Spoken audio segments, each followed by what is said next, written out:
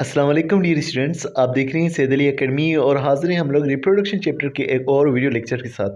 आज की इस वीडियो के अंदर हम जिस टॉपिक का डिस्कस करने वाले हैं वही हमारे पास ओवेरियन साइकिल। तो आइए आज की इस वीडियो को शुरू करते हैं। बेसिकली हम लोग 3 साइकिल्स को डिस्कस करेंगे।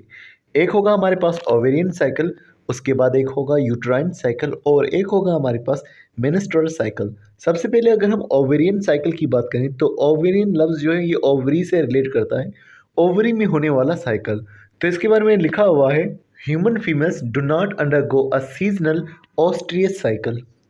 मैमल्स की अगर हम बात करें और मैमल्स में भी हम इंसानों की अगर बात करें तो इंसानों के अंदर जो फीमेल्स हैं वो सीजनल ऑस्ट्रियस साइकिल में नहीं जाती। सीजनल ऑस्ट्रियस साइकिल का मतलब होता है कि कुछ खास सीज़न के अंदर एनिमल्स की बॉडी में से एग रिलीज़ होता है।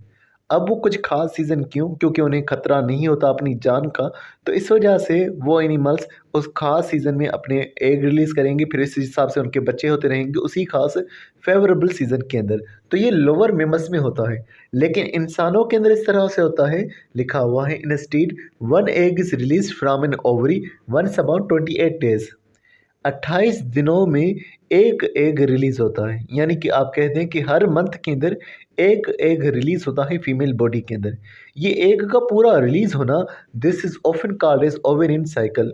बार बार रिपीटेशन आना कि मंथ के एक दिन के अंदर एग रिलीज हो, फिर अगले महीने में एग रिलीज हो, ये पूरा साइकिल जो है ये ओवेरियन साइकिल कहलवाएगा। वैसे इसकी तस्वीर यहाँ पर मौजूद है, इसको भी हम लोग समझेंगे और इसको हम फिर ओजेनेसिस में ज़्यादा बेहतर तरीके से समझेंगे क्योंकि वो भी इसी से रिलेट करता हुआ टॉपिक है। सबसे पहले यहाँ पर शॉर्ट के अंदर ही ये बात लिखी हुई है, ovarian cycle include changes in the ovarian follicles. Ovarian cycle के दौरान जो चेंजेस हमें देखने को मिलते हैं वो ओवेरियन फॉलिकल्स में देखने को मिलते हैं। सवाल ये है कि ओवेरियन फॉलिकल क्या होता है? फॉलिकल्स ये कुछ सेल्स होते हैं जो ओवरी में मौजूद होते हैं और उन सेल्स के अंदर एग मौजूद होता है।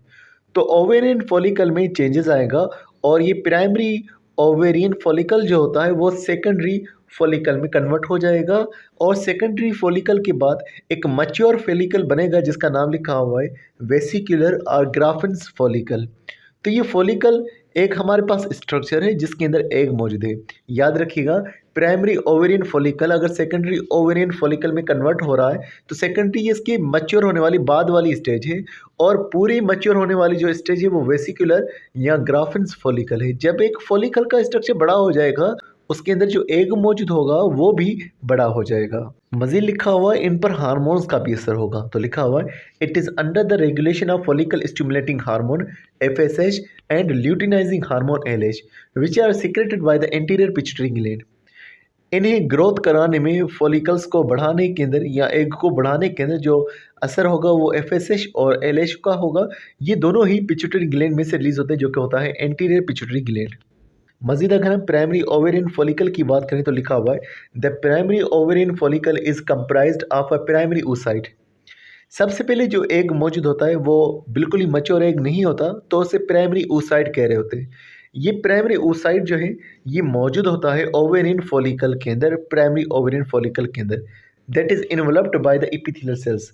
और एग के ऊपर जो है एपिथेलियल कुछ सेल्स मौजूद होते हैं। जब ये ओवेरियन फॉलिकल और बड़ा होगा, प्राइमरी ओवेरियन फॉलिकल और बड़ा होगा और सेकेंडरी फॉलिकल में कन्वर्ट होगा, तो उस हिसाब से लिखा हुआ है on the other hand the secondary follicle is characterised by the presence of follicular fluid pores that surround the oocyte। Secondary follicle में ये होगा कि मिसाल ये एक स्ट्रक्चर है सेकेंडरी फॉलिकल का, इसमें एग मौजूद है लेकिन इसके अंदर कुछ फ्लूइड फिल्ड स्पेसेस मौजूद होती हैं और इन फ्लूइड फिल्ड स्पेसेस को हम जो है नाम दे रहे होते हैं फॉलिकुलर फ्लूइड पूल्स। फिर हमने जैसे कि कहा कि सेकेंडरी फॉलिकल कन्वर्ट हो जाता है वेसिकुलर फॉलिकल के अंदर या जिसको ग्राफिन्स फॉलिकल कह रहे हैं। ये ग्राफिन्स जो है वो उस एनाटोमोलॉजिस्ट के नाम के ऊपर दिया गया है जिसने इसके बारे में बताया था। मजीद अगर हम बात करेंगे तो लिखा हुआ है the vesicular follicle is characterised by the presence of a cavity that is filled with fluid. पहली बात तो ये ध्यान में रखिएगा कि वेसिकुलर का मतलब होता है जिसमें वेसिकल्स हों, यानी कि जिसके अंदर वैक्यूल्स मौजूद हों। तो यहाँ वेसिकुलर का मतलब ये है कि एक ऐसा स्ट्रक्चर जिसके अंदर कुछ कैविटीज़ मौजूद हैं, कुछ जगहें मौजूद हैं और उन जगहों पर फ्लूइड मौजूद हैं which gradually increase in the size. और इनकी कैविटी की साइज़ बढ़ती रहती है, यानी अगर कैविटी की जगह बढ़ती रहेगी तो फ्लूइड की जगह भी बढ़ती रहेगी और जब फ्लूइड की जगह बढ़ती रहेगी तो इस वेसिकुलर फॉलिकल की साइज भी बढ़ती रहेगी। मज़ीद लिखा हुआ और कब तक इनकी साइज बढ़ती रहेगी लिखा हुआ है अनटिल द फॉलिकल वाल protrude outwardly on the surface of ovary. जब तक के इस फॉलिकल की वॉल टूट नहीं जाती तब तक की ये बढ़ती रहती है और ये बाहर की तरफ टूटेगी ओवरी के सरफेस के करीब, यानी कि ओवरीज के पास जा कर के इसकी वॉल ब्रेक हो जाएगी और इसके ब्रेक होने की वजह से जो है जो oocyte इसके अंदर मौजूद होगा वो भी बाहर आ जाएगा। ये सारा यहाँ पर oogenesis के अंदर डिस्कस किया गया है। इस oogenesis की डायग्राम में आप देखेंगे oogenesis भी लिखा हुआ है और फॉलिकुलर डेवलपमेंट भी लिखा हुआ है। इसको भी हम oogenesis के टॉपिक में समझेंगे। अब हम समझते हैं आपकी बुक में दी हुई ये वाली तस्वीर, इसे हम समझते हैं फिर आपको ज़्यादा समझ आ जाएगा। अगर हम देखेंगे तो यहाँ पर दो ओवरीज को दिखाया हुआ है, एक तरफ मौजूद होती है, दूसरी तरफ मौजूद होती है और ओवरी के साथ में एक ट्यूब कनेक्ट होती है जिसे फेलोपियन ट्यूब कह रहते हैं या यूटेराइन ट्यूब कह रहते हैं, जो कि अटैच होती जाती है यूटेरस के साथ में। अगर हम इस ओवरी के स्ट्रक्चर को देखेंगे तो यहाँ पर कुछ मरहले भी दिखाए गए हैं, जैसे कि पहला यहाँ पर बॉक्स में लिखा हुआ है कि प्राइमरी फॉलिकल बनता है। प्राइमरी फॉलिकल के अंदर प्राइमरी oocyte मौजूद होगा। अब आप देखेंगे तो यहाँ आपको कुछ स्ट्रक्चर्स नज़र आ रहे हैं, छोटे से सेल्स नज़र आ रहे हैं।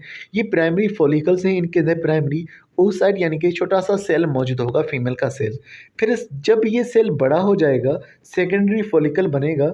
इस सेकेंडरी फॉलिकल के अंदर सेकेंडरी oocyte भी मौजूद होगा। फिर ये जब और बड़ा हो जाएगा तो ये बन जाएगा हमारे पास वेसिकुलर ग्राफिन्स बन जाएगा। इस वेसिकुलर ग्राफिन के अंदर भी सेकेंडरी oocyte मौजूद रहेगा। फिर ये होगा हमारे पास कि ये वेसिकुलर ग्राफिन और ज़्यादा बड़ा स्ट्रक्चर बन जाएगा, जैसे कि आप यहाँ देख रहे हैं कि ये वेसिकुलर ग्राफिन और ज़्यादा बड़ा स्ट्रक्चर बन रहा है। वेसिकुलर ग्राफिन जब बड़ा स्ट्रक्चर हो जाएगा तो कुछ टाइम के बाद ये जो है फट जाएगा।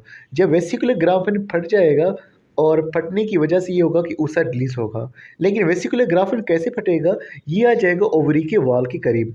अगर आप देखेंगे तो इसके साथ में ओवरी की जो लेयर मौजूद है वो आपको नज़र आ रही है, ओवरी की वॉल मौजूद है।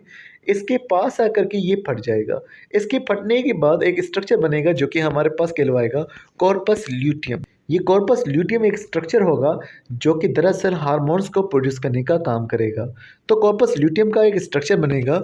अगर हमारे पास फर्टिलाइजेशन होती है यानी कि oocyte निकल कर चला गया है, इसके साथ में स्पर्म आकर के जुड़ता है, तो इसे फर्टिलाइजेशन का नाम दे रहे हैं। अगर फर्टिलाइजेशन होती है तो कॉर्पस ल्यूटियम अपने हार्मोन्स को जारी रखेगा, लेकिन अगर फर्टिलाइजेशन का प्रोसेस नहीं होता तो कॉर्पस ल्यूटियम का भी कोई काम नहीं होता और उस नतीजे में कॉर्पस ल्यूटियम जो है वो डिजेनरेट हो जाता है, ख़त्म हो जाता है। तो ये इस तरह से यहाँ पर दिखाया गया है कि किस तरह से ये हमारे पास ओवरीज़ का साइकिल होता रहता है, ओवरी के अंदर ये सारा प्रोसेस होता रहता है। और अगर कॉर्पस ल्यूटियम जो है वो ख़त्म हो गया, मिसाल के तौर पर ये सारा प्रोसेस हो गया, दोबारा से फिर प्राइमरी फॉलिकल्स बनेंगे, उसमें प्राइमरी oocyte मौजूद होगा, तो ये पूरा प्रोसेस दोबारा से रिपीट रहता रहेगा, इसलिए हम इसको एक साइकिल का नाम दे रहे हैं। तो डियर स्टूडेंट्स, अब हम बात करते हैं जिस टॉपिक के बारे में, वो है हमारे पास oogenesis। अब अगर हम यहाँ पर लफ्ज़ों को देखेंगे तो यहाँ पर दो लफ्ज़ मौजूद हैं, एक है ओ और दूसरा है जीनेसिस। ओ जो है वो ज़ाहिर करता है ओवा को यानी कोई एग को, और जीनेसिस ज़ाहिर करता है फॉर्मेशन को यानी कि बनने को। यानी कि oogenesis एक ऐसा प्रोसेस है, एक ऐसी सेल डिवीजन का प्रोसेस है जिसके अंदर जो है एग्स बनते हैं फीमेल के अंदर। और ये एग्स कहाँ से बनेंगे, ये जो हैं फीमेल के अंदर ओवरीज़ में से बनते हैं। ओवरीज़ जो कि फ़ीमेल की गोनेट्स हैं वहाँ पर ये एग्स बनते हैं। लेकिन जहन में ये रखिएगा कि हमेशा से सेल्स किसी दूसरे सेल्स में से आते हैं। तो कुछ हमारे पास जर्म सेल्स मौजूद होते हैं, अनडिफ्रेंशिएटेड सेल्स जो कि किसी खास सेल में अभी तक तब्दील नहीं हुए, उन सेल्स में से आगे चल कर के ये एग्स जो हैं ओवा जो है फॉर्मेशन इनकी होती है। और ये कहाँ पर होगा, फीमेल गोनेट्स यानी ओवरीज़ के अंदर। तो इनके बारे में लिखा हुआ है जो जर्म सेल्स होते हैं ओवरी के अंदर, इनके अंदर माइटोसिस होगी। अनडिफ्रेंशिएटेड सेल्स के अंदर माइटोसिस होगी, यानी एक सेल है वो टूट जाएगा माइटोसिस के नतीजे में। माइटोसिस के नतीजे में जब जर्म सेल्स टूटेंगे तो उनमें से सेल्स बनेंगे oogonia। oogonia ज़्यादा के लिए यूज़ हो रहा है, सिंगल के लिए ओगोनियम यूज़ होगा। oogonia बनेंगे जर्म सेल्स में से। यहाँ पर साथ में आप देखेंगे 2n भी लिखा हुआ है। ये जो 2n है ये क्रोमोसोम के नंबर को ज़ाहिर कर रहा है, यानी डबल नंबर में क्रोमोसोम। डबल नंबर में किस तरह से, हमारे पास जो क्रोमोसोम्स होते हैं वो 46 होते हैं। इन 46 को डबल नंबर ऑफ क्रोमोसोम कहा जाता है और ये होता है 2n। अगर इसकी जगह पर सिंपल सिंगल n आ जाए तो इसका मतलब होता है आधे क्रोमोसोम्स, और उसे हैप्लॉइड कहते हैं। जब 2n आ गए इसे हम डिप्लॉइड कहते हैं। तो oogonia बनेगा जर्म सेल्स में से, पहले जर्म सेल्स होंगे, उनमें से oogonia बनेगा, फिर उसमें दोबारा से माइटोसिस होगी तो बनेगा प्राइमरी oocyte। अब आप बुक में मौजूद तस्वीर को देखेंगे, oogonia मौजूद है 2n जिसमें क्रोमोसोम फुल मौजूद है, इसके अंदर माइटोसिस होगी, प्राइमरी oocyte बनेगा। अब इस प्राइमरी oocyte के बारे में लिखा हुआ है जिसमें क्रोमोसोम 2n यानी कि फुल 46 क्रोमोसोम मौजूद है, इसके अंदर मियोसिस होगी और मियोसिस के दो हिस्से होते हैं, तो फर्स्ट मियोटिक डिवीजन होगी और जब मियोसिस होगी तो इसमें से दो सेल्स बनेंगे। कौन से दो सेल्स बनेंगे? एक बड़ा सेल होगा जो कि सेकेंडरी oocyte होगा और एक छोटा सेल होगा जिसे हम पोलर बॉडी कह रहे हैं। अब ये ध्यान में रखिएगा कि एक सेल उसमें मियोसिस हुई, दो सेल बने, एक बड़ा सेल जो सेकेंडरी oocyte और दूसरा पोलर बॉडी, तो ये एक अनइक्वल सेल्स को बनाने की डिवीजन हो रही होती है। अब इसमें जो ज़्यादातर काम है वो सेकेंडरी oocyte का होगा जो कि हमारे पास मेन सेल होगा, लेकिन जो पोलर बॉडी बनेगा, पोलर बॉडी का मतलब है कि एक ऐसा सेल जिसमें थोड़ा सा साइटोप्लाज्म और कुछ ऑर्गेनेल्स भी इतने खास नहीं होते। ज़्यादातर ऑर्गेनेल्स, ज़्यादातर मटीरियल इस सेकेंडरी oocyte के अंदर मौजूद होता है। पोलर बॉडी बाद में फिर ख़त्म भी हो जाता है। यहाँ पर आप देख सकते हैं ये प्राइमरी oocyte मौजूद है, इसके अंदर मियोसिस होगी, मियोसिस के दौरान दो सेल्स बनेंगे, एक पोलर बॉडी होगा और दूसरा हमारे पास होगा सेकेंडरी oocyte। तो ये दो सेल्स हमारे पास बनेंगे इस एक सेल में से, यानी कि प्राइमरी oocyte में से। मज़ीद लिखा हुआ है the explosion of the secondary oocyte occurs simultaneously with ovulation. ये जो सेकेंडरी oocyte होता है ये फॉलिकल्स के अंदर बन रहा होता है, तो ये फॉलिकल्स में से तब निकलेगा जब ओव्यूलेशन होगी, और ओव्यूलेशन जो है वो किस वजह से होगी लिखा हुआ है which is triggered by the rupture of the Graafian follicle. जब ग्राफिन्स फॉलिकल टूटेंगे तो उनके बाद जो है सेकेंडरी oocyte रिलीज हो जाएगा, बाहर आ जाएगा। और मज़ीद लिखा हुआ है the Graafian follicle undergo transformation into a glandular tissue known as corpus luteum. ये जो हमारे पास ग्राफिन फॉलिकल मौजूद है, जो टूटा हुआ ग्राफिन फॉलिकल होता है, ये जो है कन्वर्ट हो जाता है, चेंज हो जाता है कॉर्पस ल्यूटियम के अंदर, जो एक येलोइश ग्लैंडुलर टिश्यू है जिसमें से हार्मोन्स निकलेंगे जैसे कि हमारे पास मौजूद होगा प्रोजेस्टेरॉन। मज़े लिखा हुआ है after ovulation the secondary oocyte travels through the oviduct. फिर जब ओव्यूलेशन हो गई, oocyte रिलीज हो चुका है, ये oocyte ओविडक्ट में चला जाएगा, फेलोपियन ट्यूब के अंदर चला जाएगा। इफ़ फर्टिलाइजेशन अकर्स, अगर फर्टिलाइजेशन होती है यानी कि सेकेंडरी oocyte मौजूद है और अगर वहाँ पर स्पर्म आ गया और फर्टिलाइजेशन हुई, फर्टिलाइजेशन का मतलब होता है स्पर्म का एग में दाखिल हो जाना। अगर फर्टिलाइजेशन हुई है, लिखा हुआ है sperm penetrate the secondary oocyte, sperm चला जाएगा सेकेंडरी oocyte में and triggers the completion of meiosis, और फिर स्पर्म्स के आने से मियोसिस कंप्लीट होगी, यानी कि सेकेंड मियोटिक डिवीजन हमें देखने को मिलेगी, जिसके नतीजे में लिखा हुआ है resulting in the formation of mature egg, जिसके नतीजे में हमारे पास एक मैच्योर एग बन जाएगा इस सेकेंडरी oocyte में से। और दूसरी चीज़ भी इस मैच्योर एग के साथ बनेगी, वो होगी सेकेंड पोलर बॉडी। तो इस एग के अंदर और दूसरा पोलर बॉडी के अंदर सेम क्रोमोसोम्स मौजूद होंगे। मियोसिस 2 के अंदर क्रोमोसोम की तादाद सेम रहती है। मज़ीद वही बातें लिखी द एग कंटेंट 23 क्रोमोसोम। याद रखिएगा जर्म सेल्स में क्रोमोसोम ज़्यादा थे, प्राइमरी oocyte में भी क्रोमोसोम ज़्यादा थे, लेकिन सेकेंडरी oocyte के बनने के नतीजे में क्रोमोसोम कम हो चुके हैं, 23 क्रोमोसोम मौजूद है और एग के अंदर भी क्रोमोसोम कम मौजूद होंगे।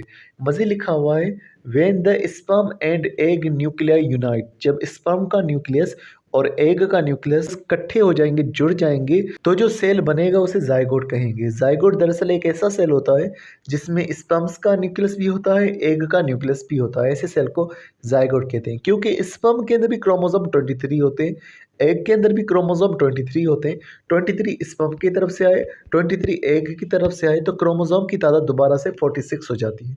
तो जाइगोट 2n है, जाइगोट डिप्लॉयड होता है, क्रोमोसोम उसमें ज़्यादा होते हैं। अब आप देखेंगे यहाँ पर प्राइमरी oocyte लिखा हुआ है, इसके अंदर मियोसिस होगी। मियोसिस जब होगी इस प्राइमरी oocyte के अंदर, तो हमारे पास फॉर्मेशन होगी एक सेकेंडरी जो है oocyte की, और उसके साथ में एक बनेगी हमारे पास पोलर बॉडी। फिर उसके बाद ये होगा कि जब स्पर्म सेल पेनिट्रेट करेगा इस सेकेंडरी oocyte को, जैसे कि आप देखेंगे स्पर्म सेल जो है वो दाखिल हो रहा है इस हमारे पास सेकेंडरी oocyte के अंदर, तो ट्रिगर होगा, यानी कि फिर दोबारा से सेल डिवीजन स्टार्ट हो जाएगी, मियोसिस 2 स्टार्ट होगी, जिसके नतीजे में जो है हमारे पास ओवम प्रोड्यूस होगा और ओवम के साथ में भी एक बनेगी हमारे पास पोलर बॉडी। अब ये ध्यान में रखिएगा जो प्राइमरी oocyte की डिवीजन से पोलर बॉडी बनी थी, इसमें भी डिवीजन होगी, तो 2 पोलर बॉडीज़ यहाँ पर बनेगी और उसके अलावा इस सेकेंडरी oocyte में से भी पोलर बॉडी बनेगी, तो टोटल 3 पोलर बॉडीज़ बनेगी, लेकिन तीनों के तीनों जो है वो डीजनरेट हो जाएंगी, यानी कि ख़त्म हो जाएंगी। अब आपकी बुक में दिखाई गई इस डायग्राम के अंदर दोनों चीज़ें दिखाई जा रही हैं, यानी कि ओजेनेसिस और फॉलिकुलर डेवलपमेंट, फॉलिकल के हवाले से भी दोनों चीज़ें दिखाई जा रही हैं साथ साथ में। अगर आप सबसे पहले oogenesis को देखेंगे तो oogonia में इसमें से प्राइमरी oocyte बना, लेकिन ये प्राइमरी oocyte कहाँ होता है, ये शुरू में मौजूद होगा प्रीमोर्डियल फॉलिकल के अंदर, यानी कि बिल्कुल ही फॉलिकल की शुरुआत होगी। फिर इससे प्राइमरी oocyte में जैसे कि मालूम है मियोसिस होगी, तो ये मियोसिस की शुरुआती स्टेजेस हैं। मियोसिस जब खत्म होगी तब सेकेंडरी oocyte बनेगा। अभी तक मियोसिस चल रही है तो प्राइमरी oocyte है, लेकिन ये प्रीमोर्डियल फॉलिकल से तब तक बन चुका होगा, जैसे कि आप देख रहे हैं प्राइमरी फॉलिकल बनेगा, सेकेंडरी फॉलिकल बनेगा। लेकिन जब ये हमारे पास प्राइमरी oocyte में मियोसिस कंप्लीट हो जाएगी, मियोसिस 1 कंप्लीट होगी, तो सेकेंडरी oocyte बनेगा। लेकिन ये सेकेंडरी oocyte जो है कहाँ पर मौजूद होगा, ये ग्राफिन फॉलिकल के अंदर मौजूद होगा, वेसिकुलर फॉलिकल में मौजूद होगा। फिर इस ग्राफिन फॉलिकल के अंदर जो है ओव्यूलेशन होगी, एग अलग हो जाएगा, सेकेंडरी oocyte चला जाएगा, फिर सेकेंडरी oocyte के साथ स्पर्म जो है शामिल होगा, दाखिल होगा, तो फिर ओवम बनेगा। तो एक तरफ हमारे पास दिखाया जा रहा है फॉलिकल के बारे में और दूसरी तरफ दिखाया जा रहा है एग के बारे में, और उनको दोनों को साथ में जोड़कर भी यहाँ पर बताया जा रहा है। मज़ीद लिखा हुआ however if fertilisation and pregnancy do not occur, अगर फर्टिलाइजेशन नहीं हुई, प्रेगनेंसी नहीं हुई। फर्टिलाइजेशन का मतलब ये है कि एग मौजूद था, उसके साथ स्पर्म मिला। अगर एग मौजूद था, स्पर्म उसके साथ नहीं मिल पाया, तो क्या होगा, लिखा हुआ है the corpus luteum begin to degenerate, और कॉर्पस ल्यूटियम फिर तबाह होना शुरू हो जाएगा। ये याद रखिएगा, कॉर्पस ल्यूटियम का प्रेगनेंसी में एक बहुत ही अहम रोल होता है। ये कॉर्पस ल्यूटियम जो है हार्मोन्स को प्रोड्यूस करता है, जो प्रेगनेंसी के अंदर फर्टिलाइजेशन के बाद जो है ये हेल्पफुल होते हैं। तो कॉर्पस ल्यूटियम अगर प्रेगनेंसी हो जाती है, फर्टिलाइजेशन हो जाती है, तो कॉर्पस ल्यूटियम जो है वो डिजेनरेट नहीं होता, वो अपना प्रेगनेंसी में रोल प्ले करता है। फिर हम बात करते हैं एक और साइकिल के बारे में है, जो कि है हमारे पास यूटेराइन साइकिल। यूटेराइन साइकिल के बारे में बात करें तो लिखा हुआ है the uterine cycle influenced by the hormones oestrogen and progesterone. Uterine cycle के अंदर जो हार्मोन्स इन्वॉल्व होते हैं वो एस्ट्रोजन और प्रोजेस्टेरोन होंगे। मज़ीद लिखा हुआ है इन हार्मोन्स की वजह से क्या होगा, लिखा हुआ है involves a series of cyclic changes in the endometrium of the uterus. जब ये हमारे पास दो हार्मोन्स आएंगे एस्ट्रोजन और प्रोजेस्टेरोन, तो इसके नतीजे में यूटेरस की जो अंदर की लेयर होगी, जो एंडोमेट्रियम होगी, उसके अंदर कुछ चेंजेस आना शुरू हो जाएंगे। तो लिखा हुआ है इन द फर्स्ट फेज, शुरुआती फेज के अंदर, पहले मरहले के अंदर, यानी कि पहले 5 दिनों के अंदर क्या होगा, लिखा हुआ है low hormones lead the shedding of the endometrium. शुरुआती 5 दिनों के अंदर ये होगा कि एंडोमेट्रियम जो है उसकी शेडिंग होगी, यानी कि वो टूटना शुरू हो जाएंगी, और इसके नतीजे में फिर लिखा हुआ है resulting in the menstrual bleeding, जिसके नतीजे में ब्लीडिंग आना शुरू हो जाएगी। ये हमारे पास फीमेल्स के अंदर पीरियड्स के दिन कहलवाते हैं, जब उनके पास ब्लीडिंग होती है, तो दरअसल ये हमारे पास यूट्राइन साइकिल के शुरुआती 5 दिन होते हैं, और इसकी वजह जो है हार्मोन्स का कम होना है। हार्मोन्स कब होते हैं, तो एंडोमेट्रियम की लेयर जो है वो शेड ऑफ होना शुरू हो जाती है। तो ये एंडोमेट्रियम का टूट जाना किसकी वजह से होगा, हार्मोन्स की कम होने की वजह से होगा, और ये कितना दिन चलेगा, ये 5 दिनों तक आमतौर पर चल सकता है। मज़ीद लिखा हुआ है फिर आता है प्रोलीफरेट फेज। प्रोलीफरेट फेज जो है वो कब होगा, वो 6 से लेकर के 13वें दिन तक होगा, और इस दौरान जो है एस्ट्रोजन का लेवल बढ़ जाता है, हार्मोन्स का लेवल बढ़ जाता है। जब हार्मोन्स का लेवल बढ़ जाएगा तो एंडोमेट्रियम की ग्रोथ होना शुरू हो जाएगी। इसे प्रोलीफरेट कहते ही भी इसलिए है, प्रोलीफरेटिव फेज का मतलब होता है कि जब ग्रोथ बहुत ज़्यादा तेज़ हो, तो क्योंकि इस फेज के एंडोमेट्रियम की ग्रोथ तेज़ हो रही है, और इसीलिए इसको प्रोलीफरेट फेज कह रहे हैं। और ये क्यों हो रही है, एस्ट्रोजन के बढ़ते हुए लेवल की वजह से हो रही है, जो कि 6 से लेकर के 13वें दिन तक होगा। फिर मज़ीद लिखा हुआ है ovulation typically occurs on the day 14th day पर ये होगा कि एग रिलीज होगा, ओव्यूलेशन होगी। मज़ीद लिखा हुआ है from day 15 to 28 increase progesterone from the corpus luteum causes the endometrium to thicken and mature in the secondary phase, preparing for the potential implantation। यहाँ पर बात ये लिखी हुई है कि 15वें से लेकर के 28वें दिन तक प्रोजेस्टेरोन बहुत ज़्यादा हो जाता है, और प्रोजेस्टेरोन के बनने की वजह क्या होती है, कॉर्पस ल्यूटियम का बनना। कॉर्पस ल्यूटियम बनेगा तो इसका काम हार्मोन्स को रिलीज़ करना होगा, प्रोजेस्टेरोन ज़्यादा हो जाएगा। प्रोजेस्टेरोन के ज़्यादा होने से ये होगा कि एंडोमेट्रियम भी जो है वो भी थिक होती जाएगी, वो भी बड़ी होती जाएगी। एंडोमेट्रियम ज़्यादा बड़ी, ज़्यादा मजबूत होगी, और इसकी वजह ये होगी कि ये इम्प्लांटेशन को कर सके। इम्प्लांटेशन का मतलब ये होता है कि जब स्पर्म है उसके साथ एग मिल चुका है, जाइगोट बना, फिर जाइगोट में कुछ और सेल डिवीजन होती है, फिर उसके बाद वो जो बड़ा सा स्ट्रक्चर होगा, वो बड़ा सा सेल का स्ट्रक्चर जो है वो अटैच हो जाता है यूटेरस के साथ में। यानी कि जो बच्चे का स्ट्रक्चर बनेगा, शुरुआती कुछ सेल्स वाला स्ट्रक्चर, वो यूटेरस के साथ में अटैच हो जाएगा। इसे हम इम्प्लांटेशन कह रहे होते हैं। यहाँ पर भी आप देख सकते हैं ये सारे हमारे पास प्रेगनेंसी लेवल्स दिखाई गई हैं कि किस तरह से सेल्स बढ़ते रहते हैं फर्टिलाइजेशन के बाद में। और फिर हमारे पास एक सेल बनता है जिसका नाम लिखा हुआ है ब्लास्टोसिस्ट। अब ये जो ब्लास्टोसिस्ट होगा, ये सेल जो है कई ज़्यादा सेल्स का मजमुआ जो होगा ये इम्प्लांट हो जाएगा, जुड़ जाएगा यूटेरस की वॉल के साथ में। तो इसकी प्रिपरेशन कराने के लिए जो है ये प्रोजेस्टेरोन रिलीज़ होगा और इस एंडोमेट्रियम को यानी कि इस अंदर वाली लेयर को थिक किया जाएगा। अब मज़ीद लिखा हुआ है if pregnancy does not occur, अगर फर्टिलाइजेशन नहीं हुई है तो उस नतीजे में ये होगा कि हार्मोन्स लेवल फिर कम होना शुरू हो जाएंगे, leading to breakdown and shedding of the endometrium during menstruation. और फिर इस प्रोसेस के दौरान ये होगा कि एंडोमेट्रियम दोबारा से थिक जो बनी थी वो टूटना शुरू हो जाएगी। और ये फिर कब होगा, ये शुरू के 5 दिनों के अंदर होगा, यानी कि 28 दिनों तक ये बड़ी होती रहेगी एंडोमेट्रियम, थिक होती रहेगी। लेकिन अगर फर्टिलाइजेशन नहीं हुई तो दोबारा से ये साइकिल शुरू हो जाएगा, 5 दिनों का एंडोमेट्रियम दोबारा से टूटेगी और फिर दोबारा से हमारे पास हार्मोन्स लेवल बड़े होना शुरू हो जाएंगे, एंडोमेट्रियम दोबारा से बड़ी होगी। फिर अगर फर्टिलाइजेशन नहीं हुई है दोबारा से एंडोमेट्रियम टूटना शुरू हो जाएगी। तो ये यूट्राइन साइकिल चलता रहेगा। अब यहाँ पर कंपेयर किया गया है ओवेरियन और यूट्राइन साइकिल को और उनके इवेंट्स को। अगर हम देखेंगे कि ये 28 दिनों के इवेंट्स होते हैं दोनों ही। ओवेरियन साइकिल की अगर हम बात करें तो शुरू के जो 13 दिन होते हैं उनके हवाले से लिखा हुआ ये फॉलिकुलर फेज होता है। इसके अंदर फॉलिकल स्टिमुलेटिंग हार्मोन आएगा, फॉलिकल मैच्योर होंगे और एस्ट्रोजन जो है वो भी आएगा। इस प्रोसेस के दौरान अगर हम देखेंगे यूट्राइन साइकिल में क्या होगा, तो यूट्राइन साइकिल के अंदर मेंस्ट्रुएशन शुरू के 5 दिन चलेगी और एंडोमेट्रियम जो है वो ब्रेक डाउन होगी। तो इसके शुरू के ये इवेंट से 5 दिन वाले और ओवेरियन साइकिल के शुरू के 13 दिन की इवेंट्स होते हैं। अगर ओवेरियन साइकिल की दूसरे इवेंट की बात करें तो ओव्यूलेशन का दूसरा इवेंट होगा जो कि 14 डे पर होगा और इस दौरान ल्यूटिनाइजिंग हार्मोन जो है वो इंक्रीज हो जाएगा, बहुत ज़्यादा बढ़ जाएंगे। अब अगर हम बात करेंगे तो यूटेराइन साइकिल के अंदर जो दूसरा इवेंट होगा वो होगा प्रोलिफरेट फेज़ और ये 6 से लेकर के 13वें दिन तक चलेगा। इस दौरान एंडोमेट्रियम जो है अपने आप को रीबिल्ड करेगी। अगर हम बात करेंगे ओवेरियन साइकिल की दूसरे फेज़ के बारे में तो वो होगा ल्यूटियल फेज़ और ये 15वें से लेकर के 28वें दिन तक चलेगा। इसके अंदर ल्यूटिनाइजिंग हार्मोन मौजूद होंगे, कॉर्पस ल्यूटियम मौजूद होगा और प्रोजेस्टेरोन मौजूद होगा। लेकिन अगर हम बात करेंगे यूटेराइन साइकिल के बारे में तो इसका सेकेंडरी फेज़ जो है वो भी 15वें से 28वें दिन तक चलता है। इसके दौरान एंडोमेट्रियम थिक हो जाती है और जो ग्लैंड्स हैं वो सीक्रेटरी हो जाते हैं, यानी कि वो अपने हार्मोन्स को रिलीज़ कर रहे होते हैं, यानी कि जो कॉर्पस ल्यूटियम है वहाँ से हार्मोन्स रिलीज़ हो रहा होता है। तो डियर स्टूडेंट्स, आज की इस वीडियो के अंदर हमने ओवेरियन और यूट्राइन साइकिल को डिस्कस किया, इसके इवेंट्स को डिस्कस किया। इंशाल्लाह आने वाली वीडियो के अंदर हम मेंस्ट्रुअल साइकिल को डिस्कस करेंगे। तो मिलते हैं नेक्स्ट वीडियो में, तब तक अपना बहुत सारा ख्याल रखिएगा। अस्सलाम वालेकुम।